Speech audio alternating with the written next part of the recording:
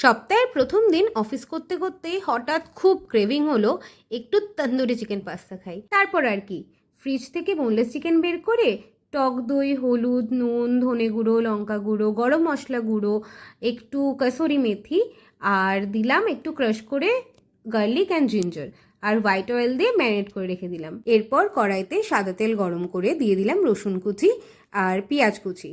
কিছুক্ষণ ভাজা ভাজা করেই দিয়ে দিলাম ম্যারিনেট করা চিকেনটা।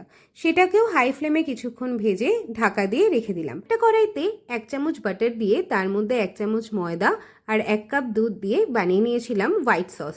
একটু চিজও অ্যাড করেছিলাম, আর স্বাদ মতো নুন, রেড চিলি ফ্লেক্স, অরিগ্যানো, একটুখানি জায়ফল দিয়ে ভালো করে ফুটিয়ে নিয়ে নামিয়ে নিয়েছিলাম। অন্যদিকে চিকেনটা যখন সেদ্ধ হয়ে গেছিলো তাতে একটু ক্যাপসিকামও দিয়ে ফ্রাই করেছিলাম, ওইটার আর ক্লিপিং নেওয়া হয়নি। এরপর সবটা ভালো করে কুক হয়ে গেলে পাস্তা দিয়ে আর ওপর দিয়ে হোয়াইট সস দিয়ে আর পরিমাণ মতো আরেকটু নুন দিয়ে ভালো করে নাড়িয়ে চাড়িয়ে একটুখানি ঢাকা দিয়ে রেখেছিলাম। 5 মিনিট মতো ঢাকা দিয়ে রাখার পর আরেকবার ঢাকাটা তুলে ভালো করে নাড়িয়ে চাড়িয়ে নিলেই রেডি আমাদের chicken tandoori pasta with creamy sauce.